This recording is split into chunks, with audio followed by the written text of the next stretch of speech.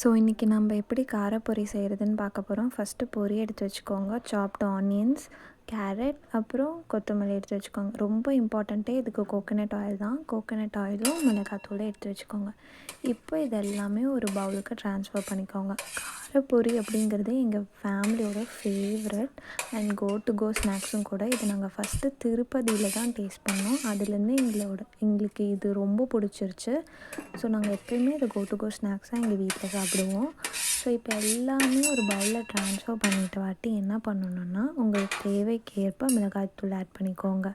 நாங்கள் கொஞ்சம் காரமாகவே சாப்பிட்ற ஃபேமிலி. ஸோ கொஞ்சம் காரமாக எக்ஸ்ட்ரா மிளகாய்த்தூள் ஆட் பண்ணிவிட்டு உப்பு வேணுன்னா உப்பு சேர்த்துக்கலாம்.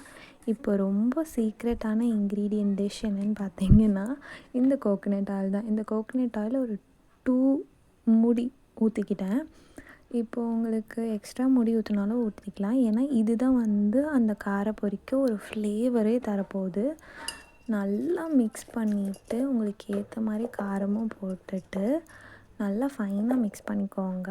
லெமன் வேணால் கூட நீங்கள் யூஸ் பண்ணிக்கலாம், லெமன் ஜூஸு. அப்புறம் அதை நல்லா ஒரு பிளேட்டில் மாற்றிட்டு ஸ்பூன் வச்சு சர்வ் பண்ணிங்கன்னா காரப்பொரி ரெடி.